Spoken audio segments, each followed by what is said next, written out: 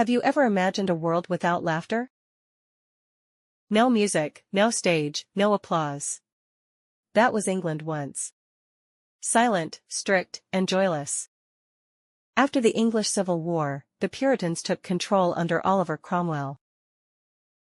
They closed the theatres, banned dancing, and outlawed celebrations. England became a place where laughter itself was a sin. But then, in 1660, everything changed. After years of exile in France, King Charles II returned to the throne. And with him came a hunger for beauty, pleasure, and art. The Restoration wasn't just a political event. It was a cultural rebirth. Theatres reopened. Music returned to the streets. England began to breathe again. And for the first time in English history, women appeared on stage. No longer disguised as men. They performed freely, bringing a new energy, elegance, and honesty to drama. One name stood out among them. Nell Gwynn. Once an orange seller, she rose to become one of the first great actresses. And even captured the heart of the king himself.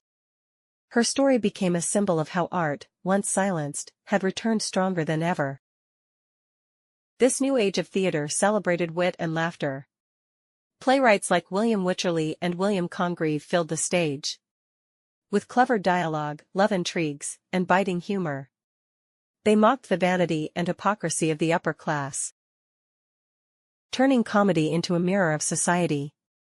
It was bold, it was funny, and it was scandalous. Audiences loved it. But behind the laughter and luxury, something deeper was happening. A new voice was rising. A woman who would break every boundary and change English literature forever. Her name was Aphra Behn. She wasn't just an actress or a playwright. She was England's first professional woman writer. Aphra Behn lived a daring, unconventional life. She traveled abroad, worked as a spy for the crown, and experienced firsthand the harsh realities of colonial life in Suriname. Her adventures gave her stories a rare depth and honesty. Her most famous work, Orinoco, told the tragic story of an African prince sold into slavery. It was one of the first English novels to speak openly against slavery.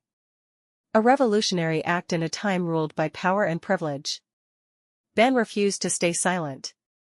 She wrote with passion, humor, and courage, proving that a woman's pen could challenge an entire society. She once said, "Men will not let me have quietness in my study, and yet they wonder that I write with fire." Her words still burn with truth today.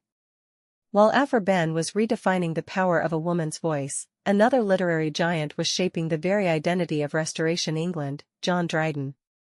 Dryden was a master of language, sharp, intelligent, and deeply observant.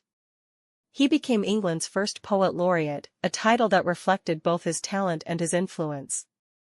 In his political satire Absalom and Achitophel, Dryden turned England's political chaos into poetic brilliance. He exposed ambition, hypocrisy, and betrayal through allegory, proving that poetry could be as powerful as politics itself. His verse had clarity, balance, and rhythm. Qualities that would define English poetry for generations to come. While the stage glittered with wit, London's coffeehouses buzzed with conversation. They became the heart of intellectual life. Places where writers, thinkers, and dreamers gathered to exchange ideas. Here, satire was born, sharp, fearless, and funny. People debated everything, politics, philosophy, and art. It was the beginning of modern journalism, and the rise of public opinion as a force in society. By the end of the 17th century, England had transformed. From silence to song. From censorship to creativity. From Puritan restraint to artistic freedom. The Restoration Age gave English literature its confidence back. It brought life, color, and laughter where once there had been only shadows. But more than that, it reminded England that art and freedom go hand in hand.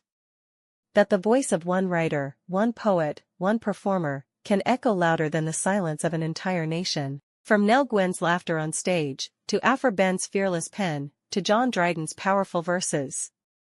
Each became a voice of freedom in their own way. And together, They shaped an age that would inspire centuries of writers to come. So next time you hear laughter echoing from a theater, or read words that challenge the world, remember where it all began. The Restoration Age. When England rediscovered its soul through art, and when silence finally gave way to song.